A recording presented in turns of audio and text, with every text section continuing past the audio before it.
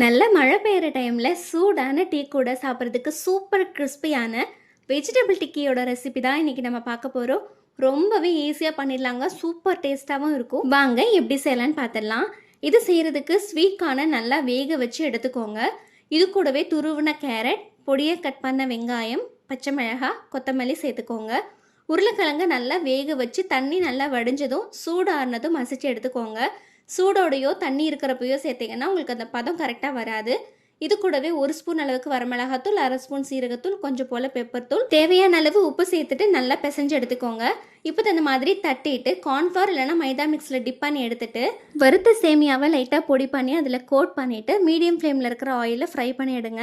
Bread க்ரம்ஸில் செய்கிறத விட இது சூப்பர் கிறிஸ்பியாக இருந்துச்சுங்க. அந்த வெஜிடபிள்ஸ் எல்லாம் மிக்ஸ் பண்ணி செஞ்சதுனால செம்ம டேஸ்ட்டாகவும் இருந்துச்சு. ஸோ கண்டிப்பாக நீங்களும் இந்த ரெசிபி ட்ரை பண்ணி பார்த்துட்டு எப்படி வந்ததுன்னு கமெண்ட் பண்ணுங்கள். நெக்ஸ்ட் வீடியோவில் பார்க்கலாம். பாய்.